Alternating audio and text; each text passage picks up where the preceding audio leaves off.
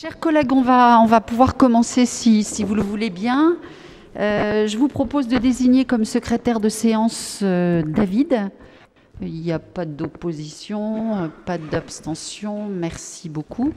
D'abord, j'espère que vous allez tous bien, parce que c'est vrai que ceux d'entre nous qui sommes allés voter hier matin ont attendu un peu longtemps sous la pluie, dans des conditions un peu épouvantables. Donc voilà, je voulais m'assurer que, a priori, tout le monde survit, et je m'en réjouis. Et nous avons fait remonter, en effet, le mécontentement collectif pour cette organisation. Si nous, on devait faire ça, je pense qu'on serait tous renvoyés depuis très très longtemps dans nos buts.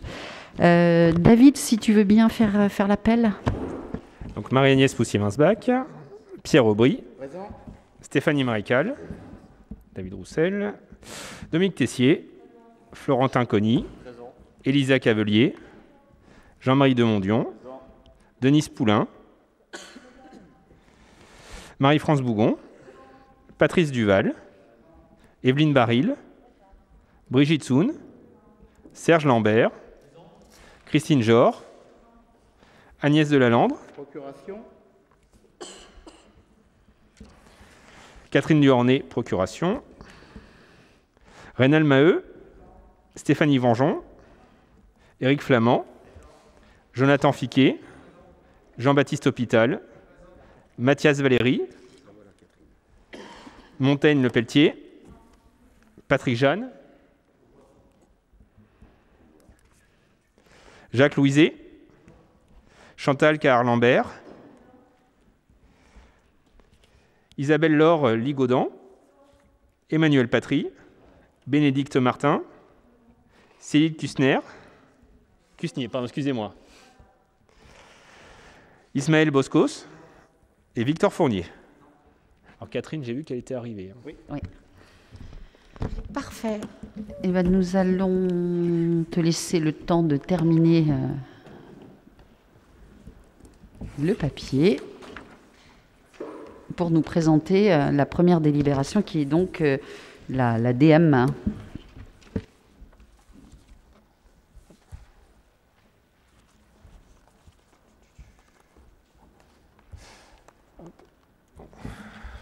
On se modernise, on n'a plus de papier.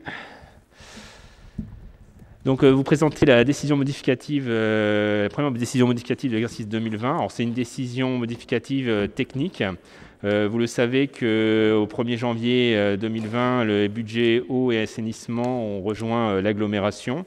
Il convenait de réintégrer dans le budget général les résultats de ces deux budgets annexes pour pouvoir les transférer.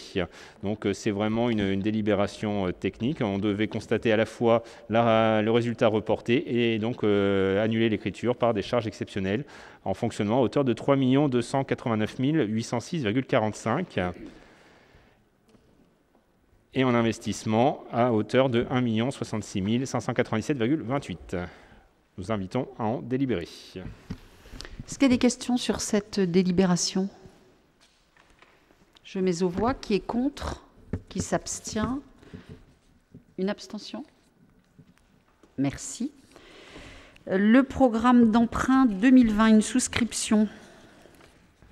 Alors pour financer les travaux d'équipement de la section d'investissement, vous savez que l'une des principales recettes, c'est le recours à l'emprunt.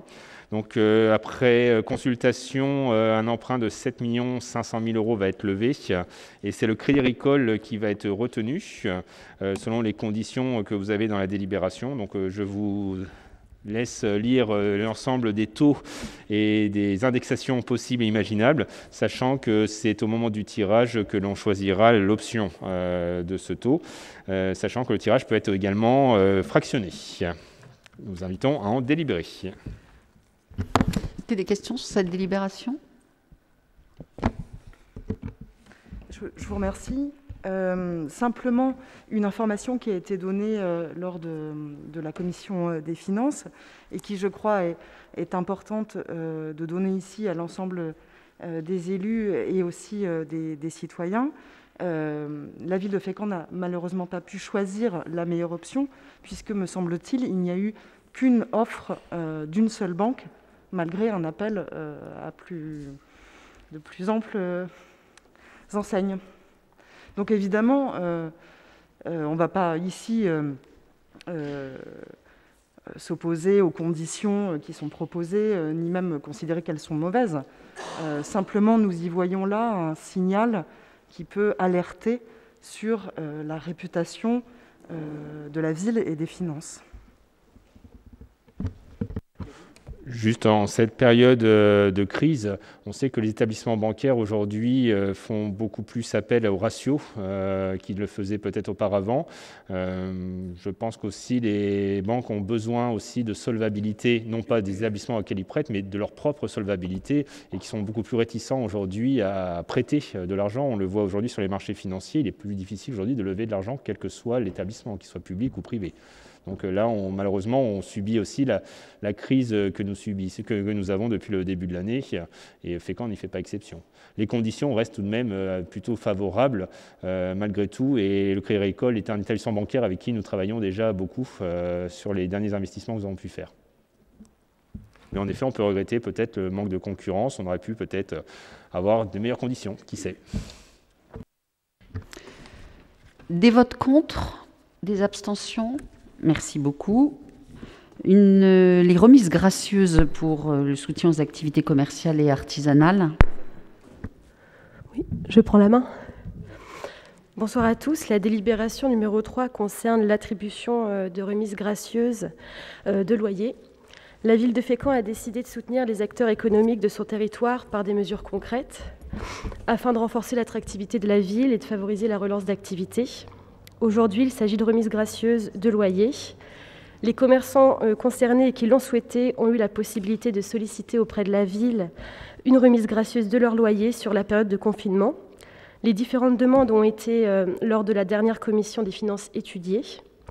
En conséquence, je vous propose de bien vouloir approuver les remises gracieuses de loyer pour les entreprises dont vous trouverez la liste annexée à la présente délibération pour un montant total de 25 367,27 €. Nous vous invitons à en délibérer. Je crois qu'il y avait une question en commission qui avait été posée. Je ne sais pas si la réponse vous avait été apportée sur un commerce dont on imaginait éventuellement qu'il pouvait être ouvert. Il a bien été fermé durant toute la durée du confinement. C'est un établissement secondaire et donc seul était ouvert le commerce primaire, on va dire. Sur cette délibération, pas de vote contre, pas d'abstention. Il va de soi que ce sont les commerces qui, en effet, en ont fait la demande et qui avaient des loyers dus à la ville. Ça. Pas de vote contre, pas d'abstention. Merci beaucoup. La délibération suivante. David, pour une modification du tableau des effectifs. Alors, des délibérations qui vont être assez récurrentes, puisque à chaque fois qu'il y a création, suppression de postes, nous passons au conseil municipal. Là, il s'agit de créer des postes suite à, d'une part, réussite au concours. Donc, c'est pour répondre aussi à la question pour un attaché de conservation. Et des contrats qui arrivaient à terme. Donc là, il convient de recréer les postes pour pouvoir, d'une part, les mettre en publicité pour qu'ils soient pourvus par des fonctionnaires et, à défaut, par des contractuels. Donc je vous laisse prendre connaissance. Son adjoint technique principal de deuxième classe, adjoint administratif principal de deuxième classe, adjoint du patrimoine principal de deuxième classe, adjoint d'animation principal de deuxième classe, ainsi qu'un poste de technicien et un poste d'attaché, pour les mêmes raisons. Délibération aussi importante puisque ça introduit aussi la possibilité de recruter selon l'article 3.3 de la loi du 26 janvier 1984 qui permet aussi d'avoir des agents contractuels sur des plus longues durées, donc de pouvoir sécuriser aussi des parcours professionnels. Nous invitons à en délibérer. Est-ce qu'il y a des questions sur cette délibération ? Je vous ferai la même remarque que lors de la commission finances. Cette loi de 2019 qui ouvre la possibilité d'avoir recours à des contractuels pour les catégories B et C nous semble être évidemment un danger potentiel, non pas de transformation de la fonction publique, mais de démantèlement de la fonction publique. Donc c'est un point de vue clairement politique que j'énonce ici, mais au-delà de ça, Je vous alerte peut-être sur le rapport de la Cour des comptes qui date d'il y a 6 jours et qui, certainement, n'a pas le même point de vue idéologique que le nôtre, et qui s'inquiète du recours massif aux contractuels avec les dangers que cela engendre par rapport à la gestion RH. Et effectivement, à faire concurrencer des fonctionnaires avec un statut particulier qui n'ont pas de contrat de travail, mais qui sont bien protégés par un statut et qui sont représentés dans des instances et par des syndicats, à côté desquels des agents contractuels, de droit public certes, mais des agents contractuels. Pour nous, la sécurisation des parcours, c'est proposer à des agents de passer un concours et entrer dans la fonction publique. Vous avez noté dans la délibération que ce sont des postes ouverts pour des fonctionnaires. On est bien d'accord. La règle reste quand même le fonctionnariat, puisque nous sommes dans la fonction publique territoriale, mais à défaut d'un recrutement de fonctionnaires, on peut avoir recours à des recrutements contractuels. Je dirais que les nouveaux contrats ont cette particularité d'être plus sécurisants aussi pour les agents et pour la collectivité. Lorsqu'on peut passer un contrat de 3 ans avec un agent, on peut aussi investir sur lui, investir sur sa formation, sur ses qualifications. Donc là, on peut avoir, en attendant qu'il fasse des concours, parce que ça reste la règle, concours et examen. Non.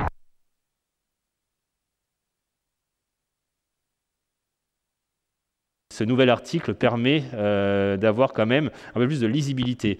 Également, on sait très bien qu'aujourd'hui que nos collectivités ont des métiers qui sont très mouvants, qui évoluent, et il faut qu'on puisse aussi avoir une perspective à plus que 2 ans. Vous savez que l'article 3.2, c'était des contrats de 2 ans, 1 an renouvelable une fois. Donc on avait presque de la précarité dans ce cadre-là. Là, on peut investir sur un agent qui c'est contrat de 3 ans renouvelable une fois, ça peut aller jusqu'à 6 ans. Et même à l'issue, ça va sur un CDI. Ensuite, vous indiquiez que seuls les fonctionnaires avaient des instances, ce qui n'est pas le cas. Les agents contractuels ont également des instances représentatives. Voilà, donc la représentation des agents reste la même pour... Mais je répète encore une fois, la règle générale, c'est bien le fonctionnariat. Une possibilité de plus. Merci. Est-ce qu'il y a d'autres questions? Je n'en vois pas. Je mets aux voix. Qui est contre? Qui s'abstient? Qui s'abstient? Très bien. Merci beaucoup. La délibération suivante concerne l'acquisition d'une propriété 38 rue Quai, Quai Guimaupassant. Il s'agit d'une boucane. Donc la SCI Terre-Neuve a décidé de mettre en vente un ensemble immobilier qui est composé de 2 immeubles. Et la ville de Fécamp souhaite se porter acquéreur donc de la parcelle cadastrée section AB numéro 464, sur laquelle sont édifiés donc 2 bâtiments. Un bâtiment anciennement à usage de bureau en construction dite légère et une ancienne boucane en briques et silex. Les 2 bâtiments étant actuellement à l'usage d'ateliers d'artistes. L'objectif de la ville pour cette acquisition est d'œuvrer à la préservation d'un bâtiment emblématique du patrimoine architectural fécampois, de son passé, et de s'assurer aussi du maintien sur le site des artistes qui sont actuellement hébergés. Nous avons obtenu un accord entre la SCI et la ville sur un prix net vendeur de 187 125 €, qui est donc conforme à l'avis des domaines que nous avons obtenu le 19 août. Et donc, je vous propose de bien vouloir solliciter donc l'intervention de l'EPF Normandie pour procéder à l'acquisition de cette propriété et d'engager la ville de Fécamp à racheter le bien, comme en général les conventions nous lient avec l'EPF, sur 5 ans. Est-ce qu'il y a des questions sur cette délibération, qui est je crois une bonne nouvelle et qui fait souffler un grand nombre de personnes qui occupaient actuellement ces locaux? J'en vois pas. Qui est contre? Qui s'abstient? Unanimité. Merci beaucoup. La délibération suivante, c'est une communication. Nous avons eu déjà ce débat à l'agglomération, la communication de la gestion du service public de transport urbain de voyageurs. Donc nous devions de le passer également dans chaque conseil municipal de l'agglomération. Est-ce qu'il y a d'autres questions? Je crois que nous avons déjà eu les débats. On peut... Non? Vous n'étiez pas là? D'accord. Pardon, mais je vais faire très court. Comment? Je vais faire très court. Oui, sur ce rapport, simplement, on voit une baisse de fréquentation. La question des tarifs est interrogée. En même temps, le rapport ne conclut pas de manière très claire sur faut-il augmenter les tarifs pour augmenter les recettes ou bien augmenter les tarifs pour inciter les usagers à prendre des abonnements. Donc, voilà, je vais faire très très clair. Nous avions proposé, nous, une gratuité des transports. Quand on voit le peu de recettes, finalement, que cela génère, quand on voit la fréquentation qui est en baisse, il nous semble important, lorsque surtout on a l'ambition d'avoir une ville écolo et qui met le développement durable dans ses priorités, d'analyser peut-être cette question sous l'angle de la gratuité pour tous. Alors, toutes ces questions seront examinées dans le cadre du renouvellement de la DSP qui arrive prochainement. Nous allons prendre, nous avons pris même déjà une AMO pour justement mettre à plat l'ensemble des questions. On avait pu débattre également d'autres sujets qui étaient notamment comment est-ce qu'on faisait pour éventuellement proposer sur le territoire le déplacement des personnes en situation de handicap qui pose souci, et pas seulement à l'échelle de Fécamp mais à l'échelle de l'agglomération.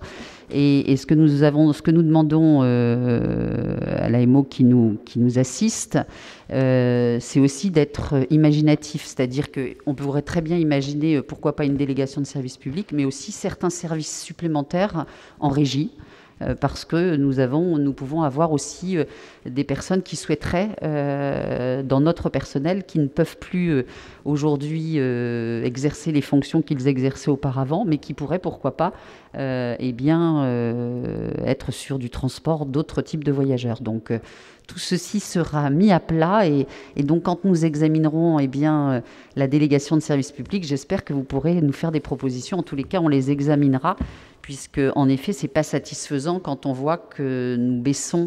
En effet, même si je me suis non pas amusée, puisque ce n'est pas amusant, mais j'ai regardé ce qui se passait dans les villes de notre dimension et malheureusement, c'est souvent le cas. Parce que nous baissons aussi notre population, elle diminue malheureusement, et donc nous avons des personnes qui prennent moins le bus. Peut-être qu'il faudrait que nous allions jusqu'à regarder à quelle période les bus sont empruntés, puisque nous avons aussi un certain nombre de personnes qui aujourd'hui empruntent le vélo, alors qu'auparavant, elles ne le faisaient pas. Donc moi, j'aimerais bien qu'on puisse comparer aussi, peut-être mois par mois, pour voir si, par exemple, l'hiver, on a plus de personnes qui le prennent. Il faut que nous examinions précisément tous ces éléments-là. Oui, monsieur. Je voudrais intervenir à ce niveau-là sur l'état de l'abribus ou le non-abribus qu'il y a au quartier Saint-Jacques, parce que là, les parents sont obligés de prendre le bus pour emmener les enfants à l'école.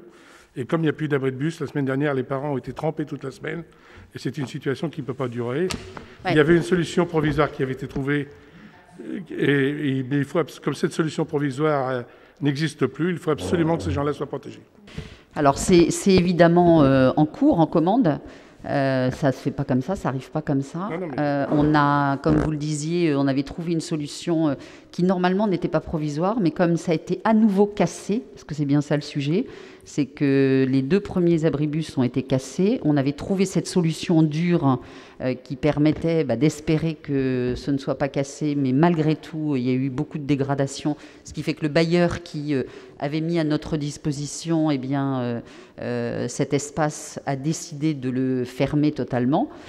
Donc aujourd'hui, nous avons, avec l'entreprise qui nous fournit le mobilier urbain, une commande sur cet abribus, parce qu'on est bien conscient qu'en effet, le matin, c'est quand même, ou pas le matin, enfin toute la journée, quand on attend l'autobus, c'est bien une situation préoccupante et nous avons ces remontées-là également. D'autre part, sur cet abribus, je voudrais qu'il y ait une véritable réflexion, parce qu'il me semble tout à fait anormal qu'un arrêt de bus soit dans un virage à la sortie d'un rond-point. Il ne doit pas être remis là. En effet, il ne doit pas être remis. Il faut qu'il y ait une réflexion avec les gens du quartier. Absolument. Par rapport à ça. Ça a déjà été fait. C'est pour ça que ce ne sera pas remis à cet endroit-là. D'accord. Voilà. Merci. Excusez-moi, est-ce que vous avez vu pour un autre endroit à peu près, c'est déjà convenu? D'accord. Pour moi, les services techniques sont allés voir sur place. Peut-être Marie-France, vous y êtes allée également. Et donc, je mentirais de vous dire où est-ce que ça va être. Mais je sais avoir vu passer qu'en effet, ce serait changé de lieu. Puisque, initialement, on avait laissé ça, puisque l'abribus en dur, évidemment, ne permettait pas de changer les choses. Mais là, je crois qu'il doit être ou avancé ou reculé de quelques mètres. Oui, parce que c'est vraiment ce que les habitants de Saint-Jacques, c'est vraiment leur souci. Et aussi, c'est très venteux là-haut. Et du coup, c'est vrai que c'est infernal pour eux. Merci. Je voulais revenir là-dessus. En même temps, si on déplace la place de stationnement, de réfléchir aussi à une place pour mettre les ordures ménagères avec ce qu'on appelle des molocs enterrés. Parce qu'il y a, à l'endroit où je pense que vous voulez aller, parce qu'il n'y a plus que celui-là, il y a toujours un stock de vieux meubles ou de choses qui sont là, et c'est intolérable que ça puisse être comme ça, quoi. Oui, il faut alors y réfléchir aussi. Là-dessus, on a aussi un sujet, puisqu'il semble que les personnes qui le font soient identifiées. Donc, on a eu des remontées où, en fait, on met sur la voie publique ce qui, normalement, relève du domaine privé. Donc, j'ai vu un courrier qui était passé, notamment, semble-t-il, aux responsables qui semblaient ignorer qu'ils ne pouvaient pas mettre sur la voie publique ces éléments-là. Donc, j'espère que ça ira mieux une fois qu'ils vont avoir reçu ce courrier. De toute façon, si ce n'était pas le cas, puisque nous avons apparemment des témoignages, eh bien, il faudrait passer à la sanction.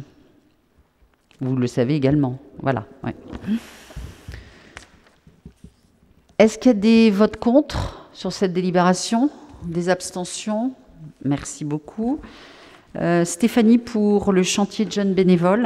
Oui, délibération récurrente donc, qui concerne le chantier jeunes bénévoles qui devait avoir lieu cet été, mais qui a été repoussé du 19 au 23 octobre, contexte sanitaire oblige.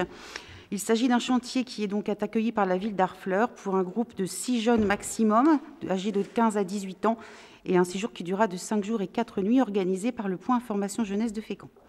Donc, il est demandé au conseil municipal de bien vouloir fixer le tarif du séjour à 15 € par jeune, autoriser la signature des conventions afférentes nécessaires au bon déroulement des activités et autoriser Madame le maire ou son représentant à effectuer les démarches nécessaires à l'obtention des dites subventions. Une belle collaboration sur ce sujet et toujours des très bons retours. Est-ce qu'il y a des questions ? Non, j'en vois pas. Pas de vote contre, pas d'abstention. Merci beaucoup. Une convention de mutualisation au profit de la commune de Gansville. Oui, un renouvellement de convention plus exactement, puisque nous mutualisons avec la commune de Gansville depuis octobre 2018. Donc, en fait, nous vous proposons de bien vouloir approuver la mutualisation de ce service avec la commune de Gansville pour l'année scolaire en cours dans les conditions définies par la convention que vous avez avec vous. Autoriser Madame le maire ou son représentant à signer la dite convention et fixer à 4,69 € le tarif du repas scolaire préparé et livré, facturé à la commune de Gansville. Nous invitons à en délibérer. Est-ce qu'il y a des questions sur cette convention? J'en vois. Oui, Emmanuel? Oui, alors, notamment sur le tarif que vous indiquez, c'est bien le même que celui de la précédente convention? Oui, oui, tout à fait. Et du coup, je suis un peu surpris que vous n'ayez pas engagé du coup la réflexion que vous avez proposée, que nous avez proposé la Chambre régionale des comptes, puisque dans le rapport, la Chambre régionale demandait un réexamen des tarifs fondés sur la connaissance des coûts de revient, et qu'on n'en avait pas. Donc cette remarque date d'il y a du coup un an, avec tous les délais, je ne reviens pas sur le Covid. Donc je suis assez surpris qu'on se réengage de nouveau sur un an avec le même prix. Oui, nous allons effectivement travailler à une nouvelle tarification. Là, nous avions eu d'autres demandes, de Sainte-Hélène notamment et de Toussaint, qui n'ont pas du tout été suivies des faits. Donc en fait, nous allons travailler sur le kilométrage, etc., pour proposer un tarif effectivement qui soit plus en corrélation avec les tarifs. le sujet qu'on a, il faut quand même, au-delà du commentaire de la Chambre régionale des comptes, il est assez clair. La Chambre régionale, elle dit en gros, c'est pas assez cher par rapport à vos coûts de revient. Peut-être. En effet, comme on n'a pas de comptabilité analytique, et ça va être la prochaine étape de cette collectivité, nous l'avons évoqué lors du précédent conseil municipal, nous n'avons pas, même si on a quand même une vraie idée, nous n'avons pas avec précision l'ensemble des coûts. Aujourd'hui, les 2 communes qui étaient intéressées, et ça pouvait être aussi intéressant, nous, en termes de mutualisation, eh bien, elles ne le font pas parce qu'elles trouvent dans le privé à moitié moins cher que ce qu'on propose. C'est-à-dire qu'il y a des gens qui, aujourd'hui, arrivent à proposer à 2 € et quelques des repas pour des enfants avec les obligations qu'il nous revient. Et c'est vrai que ça interroge vraiment, quoi. Ça interroge vraiment. Et en effet, les communes, elles se comportent avec nous comme étant un prestataire. Donc, elles nous sollicitent en nous disant à combien vous nous faites un repas. Et là, en l'espèce, j'allais dire qu'on n'était pas en situation, puisqu'on n'avait pas l'ensemble des éléments, de dire au maire de Gansville, nous, c'est 2 € de plus, ou sous peine aussi de prendre le risque d'avoir moins de repas. Donc, on est un peu dans cette situation. Monsieur Louiset. Puisqu'on est sur les repas, on va pouvoir aussi parler des repas livrés à domicile. Je pense qu'il est anormal que les grammages diminuent. Et c'est aussi un moyen de perdre des clients que de faire diminuer les grammages. Donc je demande à ce que les grammages restent comme ils étaient, qu'ils ne diminuent pas. Écoutez, moi je ne suis pas au courant d'une diminution des grammages. J'imagine que s'il y a une diminution des grammages, c'est parce que de toute façon, dans cette affaire, nous sommes accompagnés par des diététiciens, une diététicienne en l'espèce, et que ce n'est pas la ville qui décide de diminuer les grammages. Enfin, je ne sais pas qui... Comment ? Les personnes qui font les repas, on leur a demandé de diminuer le grammage. Voilà. Parce qu'il devait y avoir des déchets, ou on vous redira, parce que je ne sais pas du tout ce que c'est que cette diminution des grammages qui aurait été sollicitée et qui ne serait pas en accord avec une diététicienne ou un diététicien.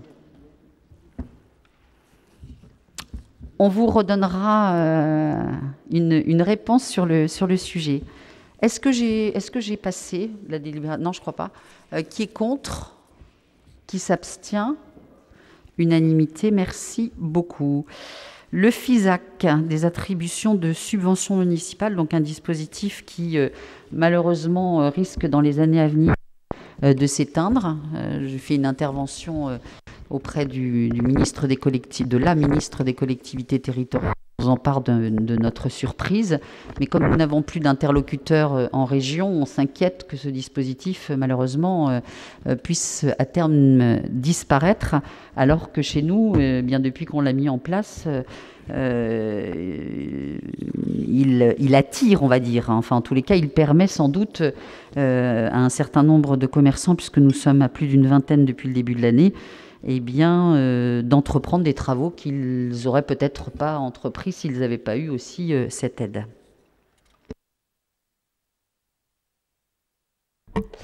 Alors, concernant le FISAC, nous avons reçu 3 demandes qui sont les suivantes. La première de M. Truchon, propriétaire de la poissonnerie des Halles, qui souhaite acquérir une nouvelle machine à glace. Donc, le montant de l'investissement est de 10 716,26 € hors taxe. La subvention sollicitée et attribuable est de 4 286,50 € hors taxe, montant partagé entre la ville et l'État à 50-50, c'est-à-dire 2 143,25 € pour la ville et de même pour l'État.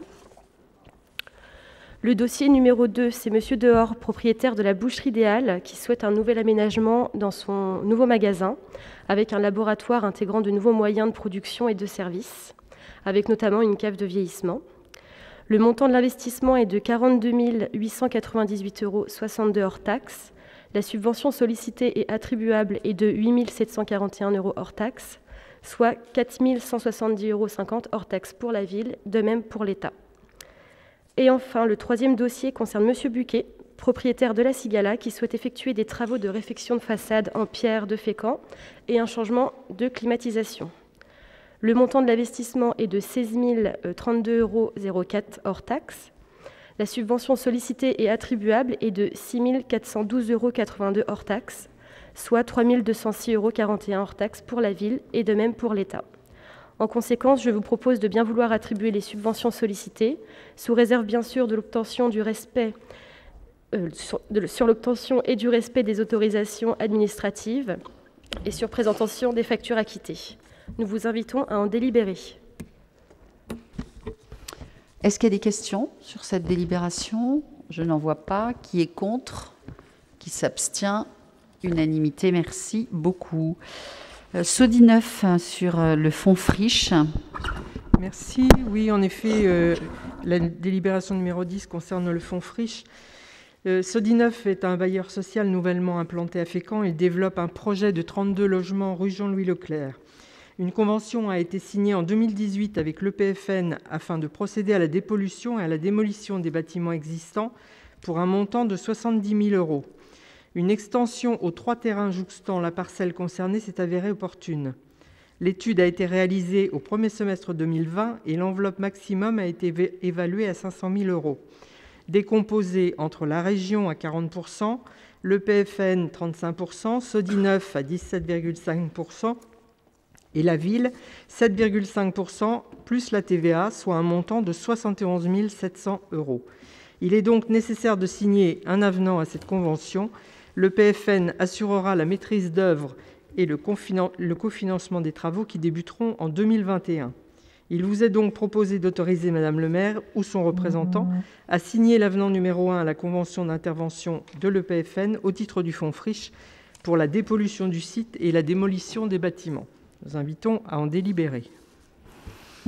Quelles questions sur cette délibération, qui est aussi une délibération importante dans la politique que nous menons en matière de logement? On le sait malheureusement régulièrement dans notre ville, nous avons des appartements ou des maisons qui font l'objet régulièrement d'alertes parce que notamment sur le plan, comment dit-on, de la... Non, oui, non, mais c'est pas l'insalubrité que je veux dire. Le chauffage, la déperdition d'énergie, voilà, sont extrêmement importantes parce que très peu de travaux ont été faits en matière d'isolation ces dernières années.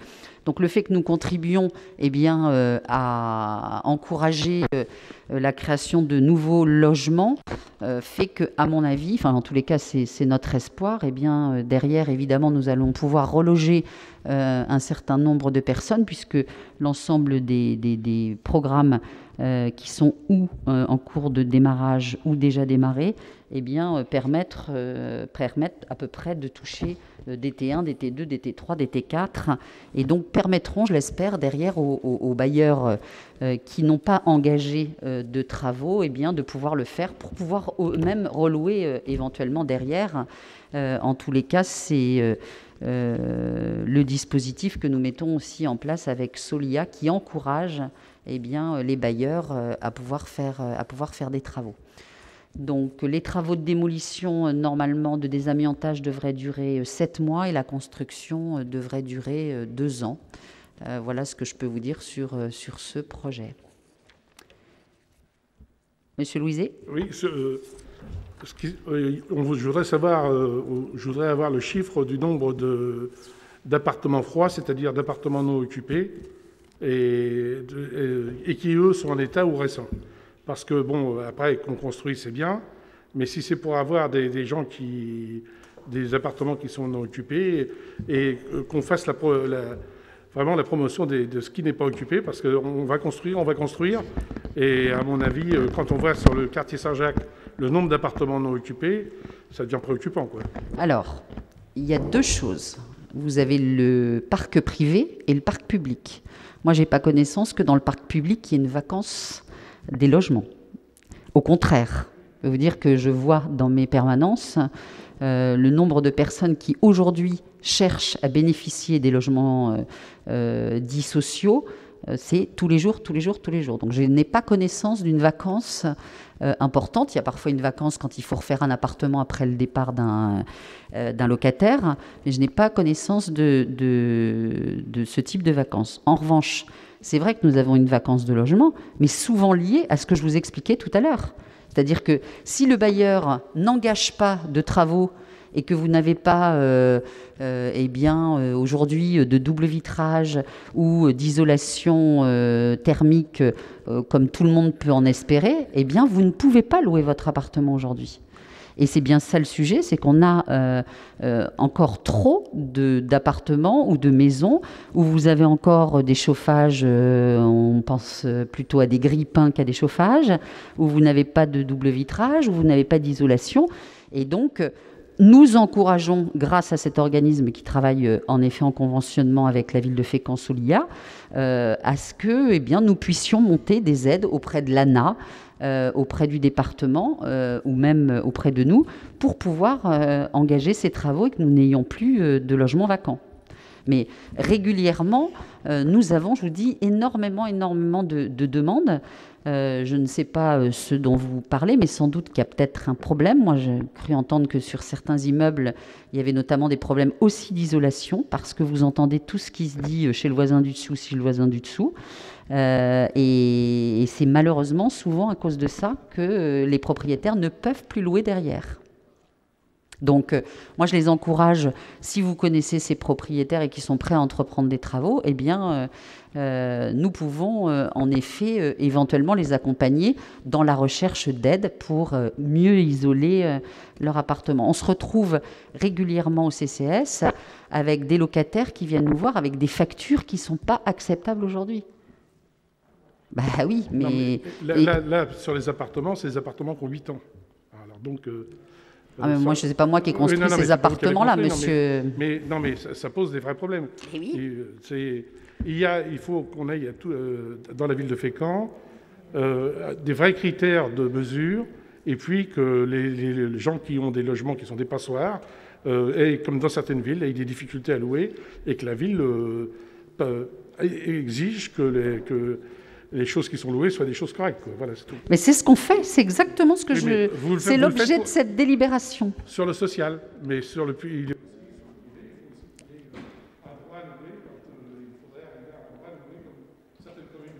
C'est ce que nous faisons quand nous avons en effet un agent qui aujourd'hui va examiner, dès lors qu'on lui demande, qu'on le sollicite, l'état d'insalubrité parfois. C'est pas très régulièrement, c'est quotidiennement que cet agent est sollicité par des locataires. Et derrière, ce qu'on essaie de faire aussi, c'est d'accompagner, d'encourager. Mais quand vous êtes chez des bailleurs privés, on ne peut pas faire à leur place. On ne peut pas faire à leur place.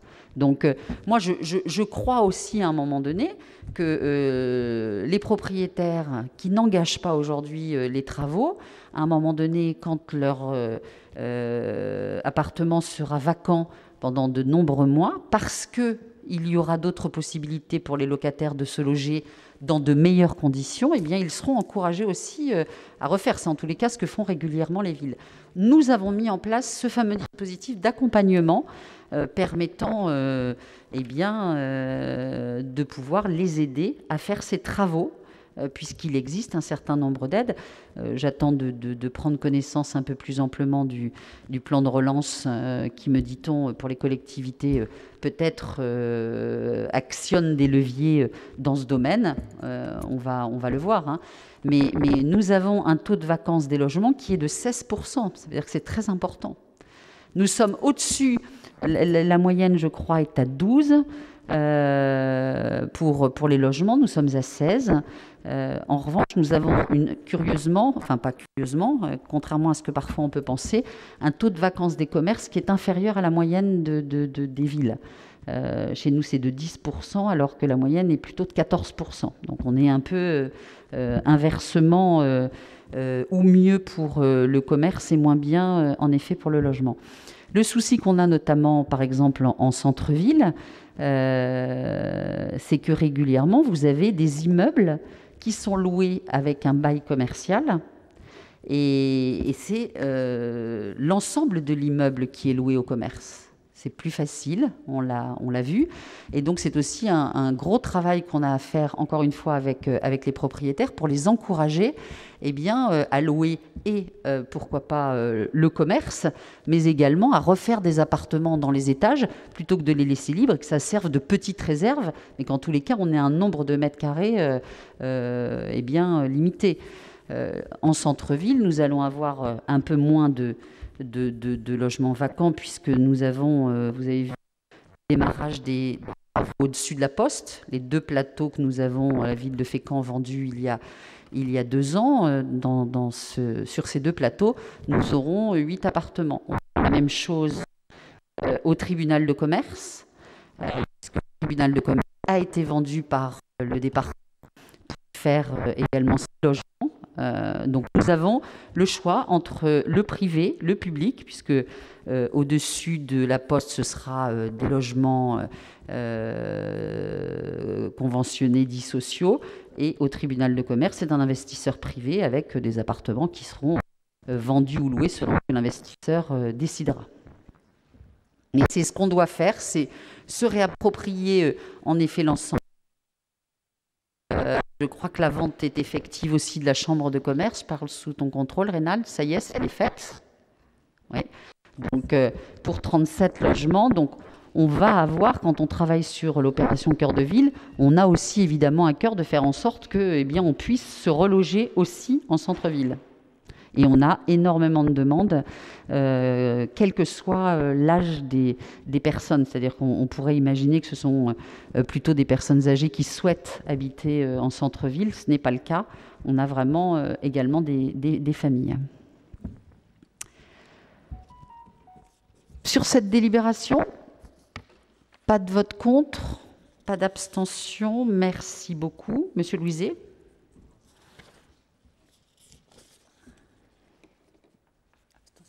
Ah, une abstention, pardon. Je croyais que vous vouliez prendre la parole. D'accord, j'attendais. Écoutez, merci beaucoup. Vous l'avez compris, ce n'était pas un très très gros conseil municipal, c'est le moins qu'on puisse dire. L'urgence, c'est pas fini? Ah bon, j'ai quoi? Ah pardon, j'avais un autre document, ça va pas ce soir. Donc les travaux de jalonnement directionnel sur le domaine routier. Depuis le temps qu'on l'attend, celle-là, c'est vrai que ça serait dommage de pas la présenter, s'il te plaît.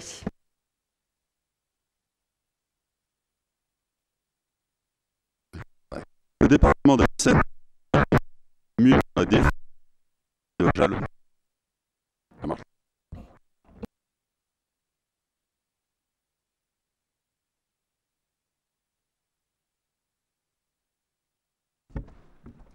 Un, deux, oui. Alors, le département de la Seine-Maritime accompagne les communes dans la définition des projets de jalonnement directionnel. Dans ce cadre, une étude a été diligentée sur la commune de Fécamp qui a mis en évidence la nécessité de mettre aux normes un grand nombre de mentions départementales en accompagnement du projet communal. La ville de Fécamp ambitionne en effet de moderniser de sa signalisation directionnelle en améliorant la signalisation des équipements touristiques, publics et portuaires. Dans le cadre de la concertation entre les parties, il a été convenu que le département procède à l'acquisition de l'ensemble des équipements nécessaires à ce nouveau jalonnement directionnel. La ville de Fécamp financement aux modifications de nouvelles signalétiques. Que le département procède à la pose de l'ensemble des équipements sur le domaine public départemental et communal et que la ville de Fécamp participe au financement proportionnellement aux modifications induites par sa nouvelle signalétique. Que cet accord soit formalisé par une convention.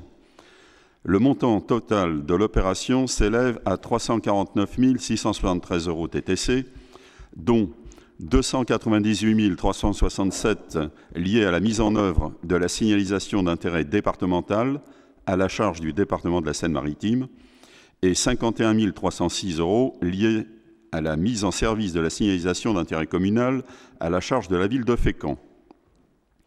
Ainsi, et compte tenu de ce qui précède, nous vous proposons, si vous en êtes d'accord, de bien vouloir adopter le plan de financement présenté ci-dessus et d'autoriser Madame le maire ou son représentant à signer la convention de participation financière avec le département de la Seine-Maritime. Nous vous invitons à en délibérer. Oui, merci beaucoup. Donc, en effet, nous aurons maintenant, enfin pas maintenant, prochainement, nous l'espérons maintenant, après la signature de cette convention, eh bien, de nouveaux panneaux directionnels. Et c'est vrai que dans certains coins, c'est pas du luxe. Est-ce qu'il y a des votes contre ?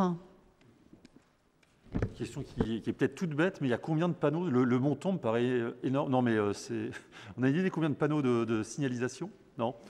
Ou à combien coûte un panneau ? Parce que 350 000 € pour la signalisation, enfin, c'est pas une petite somme non plus, ouais.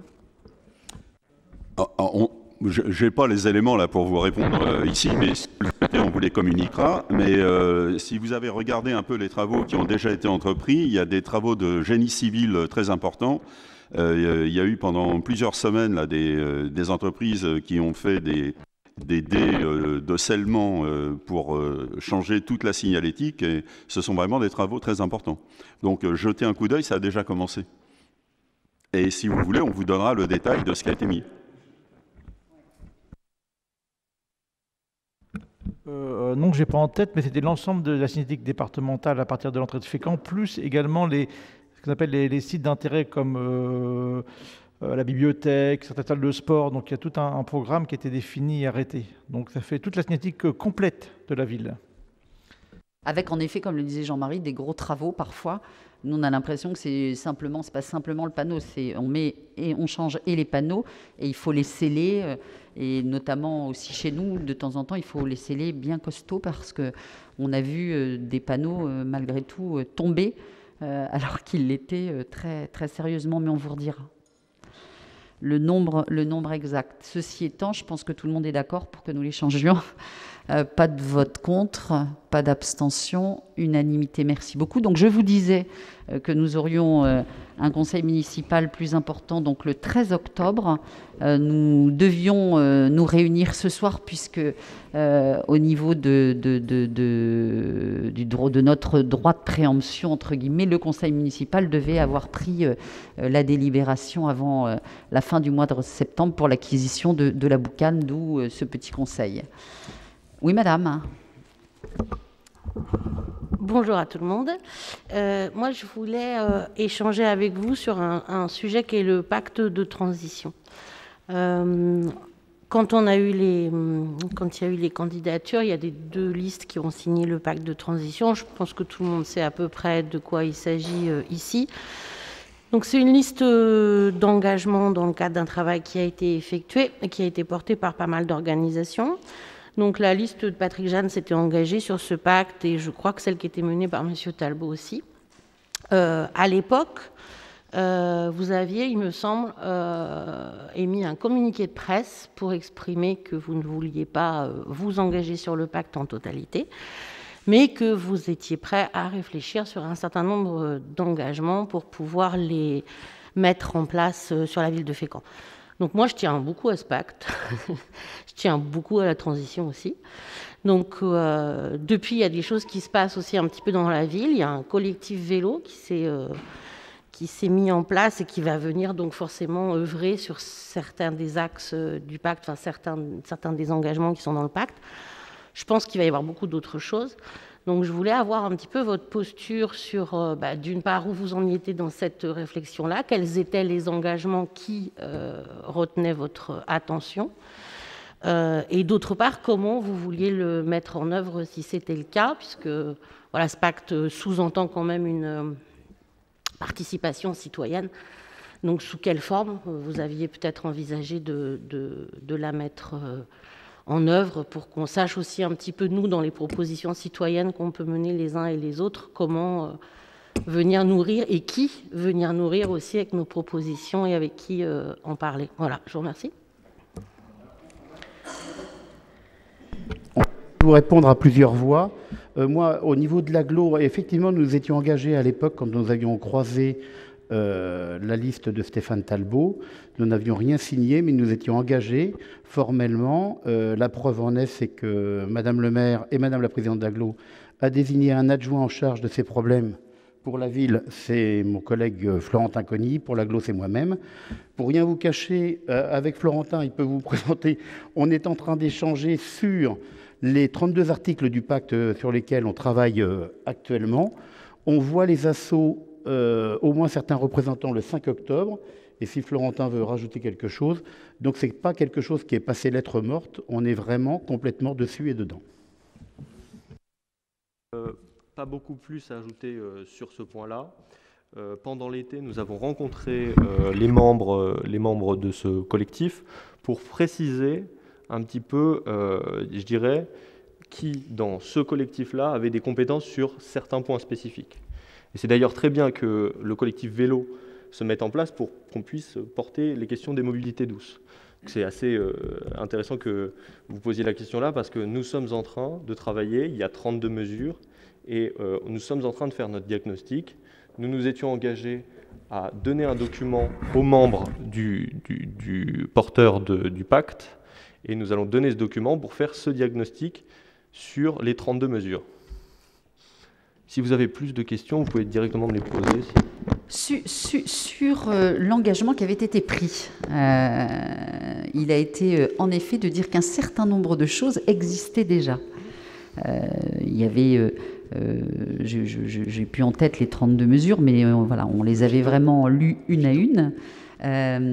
Et donc, l'idée, c'était dans un premier temps d'être en capacité de voir tout ce qui était fait et sur lequel parfois nous ne communiquons pas, ou en tous les cas pas suffisamment, pour qu'on puisse être d'accord sur d'où on partait et où est-ce qu'on allait. Parce que dans ce domaine, c'est aussi ça qui est important, et d'être en capacité, et bien derrière, de dire quelles sont éventuellement les priorités, parce qu'on ne peut pas partir dans tous les sens. Et puis, évidemment, il faut qu'en interne, ce soit aussi quelque chose qui soit suivi. Donc, ça veut dire que nous avons lancé, il y a quelques semaines, un appel à candidature au sein des services de la ville. Et quelques personnes ont répondu. Donc, nous devons, je crois, David, dans les jours à venir, prendre une décision sur quel agent prendra en charge le développement durable, parce que au-delà des actions concrètes que vous évoquiez, moi ce que je souhaite, c'est que ce soit quelque chose qui soit vraiment un projet municipal au sein des services, c'est-à-dire pas que des actions ponctuelles sur tel ou tel domaine. Donc nous devons en interne avoir une politique qui soit globale et vue dans l'ensemble des services pour que ça ait du sens. C'est pas, on va simplement aller faire des mobilités douces. C'est aussi de quelle manière on achète, comment est-ce qu'on se comporte, comment est-ce que on réfléchit différemment, comment on change notre politique d'achat, comment on peut changer des types de voyages. Moi, je me suis souvent un peu bataillée avec Stéphanie quand je voyais parfois certains voyages scolaires hyper loin, alors qu'on a tout de même à proximité énormément de choses à voir ou à valider. Aujourd'hui, on parle de bilan carbone, parlons-en dans tous les domaines. Super. Donc voilà comment dirais-je, la procédure, entre guillemets. C'est pas une posture, c'est un travail de fond. Vous avez utilisé le mot. Je voudrais connaître votre posture. Donc moi, je voulais vous dire que c'était pas une posture, que c'était un travail de fond que nous entendions mener. Et pour ça, en effet, il faut un peu se structurer. Là où je voulais échanger avec les collègues, c'est les propositions qui doivent être présentées prochainement en conseil d'adjoints et en bureau communautaire. C'est la manière dans laquelle on ouvre, parce qu'on avait dit qu'on crée une commission extra-municipale et extra-communautaire. Ce sont nos engagements. Et donc, comment fait-on? Est-ce que c'est un appel à candidature? Parce que là, vous évoquez quelques associations, celles qui ont fait signer le pacte, mais il y a d'autres personnes qui sont engagées sur le territoire, et donc on ne doit pas exclure quiconque. Donc on est aussi en train de réfléchir là-dessus. On a des exemples qui sont très réussis dans certaines villes. Donc il doit y avoir aussi des rencontres avec ces élus pour savoir de quelle manière ils ont conduit ces changements parce qu'on le voit, c'est dans tous les domaines qu'il faut essayer de le faire. Oui, super, merci. Est-ce qu'il y a d'autres? Oui, monsieur Louzet. Je voudrais intervenir aussi par rapport à la question que j'ai posée tout à l'heure. Un abribus a été cassé 2 fois, c'est évidemment déplorable, mais est-ce qu'il ne faut pas poser cette question aussi d'autres abribus plus rigides, mais qui tiennent compte de la nature, avec d'autres éléments, et dans les investissements qui seront faits, qu'il y ait une réflexion qui soit faite pour des abribus qui permettent par exemple à des abeilles ou des choses comme ça de venir. Et là, il y a une vraie réflexion aussi à faire. On peut faire, à partir de l'exemple du quartier Saint-Jacques, vraiment un exemple. Donc, les ordures, traitement des ordures, l'abribus... Le mobilier urbain, il vient d'être changé. Il a été changé il y a 2 ans, je crois. Oui, non, mais sauf que là, donc, il est comment dirais-je, similaire sur l'ensemble de la ville. Mais si on a demain des exemples on peut essayer des expérimentations. Je crois que c'est même comme ça qu'on va y arriver. Le problème auquel on peut être confronté parfois, il est exactement celui que vous venez de dire, c'est-à-dire que selon les matières, eh bien, elles sont parfois plus ou moins vite dégradées. Et c'est malheureusement ce à quoi parfois nous sommes confrontés. Il y a aussi, et je ne veux pas polémiquer ou être provocatrice, mais il y a aussi un moyen d'arriver à conserver en général des biens publics, c'est dès que vous mettez une caméra pas très loin. Hein. Vous mettez une caméra pas très loin de votre abribus et vous vous retrouvez... J'ai pas été volontairement provocatrice. Hein. Non, mais en fait, j'en profite...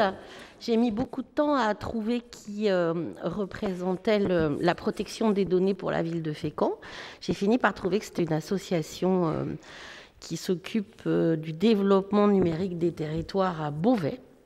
Et donc, pour ne pas, moi, du coup, faire ça dans le dos de tout le monde, je vous informe que j'y ai exercé mes droits concernant les données collectées sur les caméras de vidéosurveillance et que donc j'attends avec impatience. Depuis, j'ai quelques autres petits exercices de droit à faire sur la ville de Fécamp. Et comme c'est toujours au même endroit que je vais les faire, je pense qu'on va avoir un petit capital de réponses intéressantes pour se rendre compte un petit peu de comment la protection de nos données est gérée par ce DPO externalisé.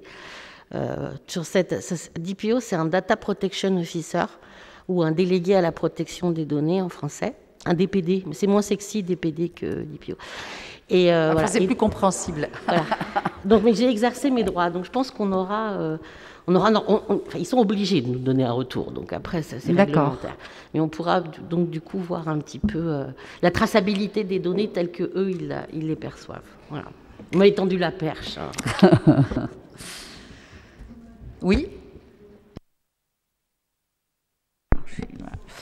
Oui, j'avais une question concernant, bien sûr, la ville de Fécamp répond aux demandes gouvernementales concernant le Covid, mais on sait aussi que certains maires peuvent avoir des dispositions qui sont prises dans certaines villes.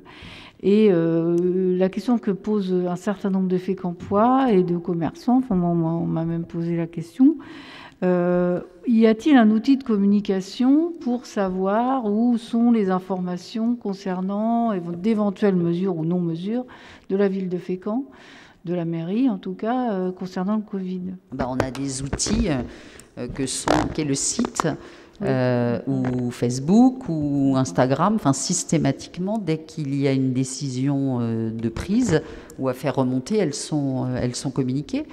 Donc, et sur le site de la ville de Fécamp, il y a une rubrique parce que j'ai pas trouvé.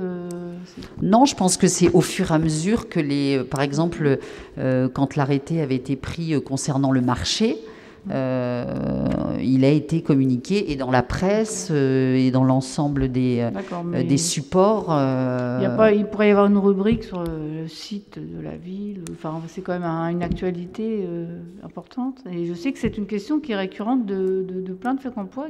Oui. On va faire remonter le message pour que ça puisse être inscrit sur le site de la ville. Sur l'application aussi, vous avez... Voilà, on a l'application qui est quand même un support, je pense, sur lequel il faut vraiment essayer de... J'ai failli mettre dans la boîte à idées. On reçoit les informations quand on est sur l'application Ville de Fécamp. Hein. D'accord. Vous avez des petites alertes qui sont envoyées à toutes les personnes qui sont inscrites. Stéphanie ? Oui, je dis l'opération de dépistage, par exemple, a été notifiée sur l'application. D'accord. Pour l'instant, nous avons la chance de pouvoir, de ne pas avoir encore à porter le masque. En tous les cas, l'arrêté préfectoral n'oblige pas l'ensemble des Fécampois à le porter sur l'ensemble de la ville. Voilà, peut-être que ça... Chers collègues, le conseil municipal... Je suis désolée, monsieur, je ne peux pas vous donner la parole en conseil municipal. On ne peut pas le faire. On va échanger après si vous le souhaitez. Donc, je vous souhaite une bonne soirée. Et donc, je vous dis au 12 octobre. 13 octobre. C'est le conseil communautaire, le 12. Merci beaucoup.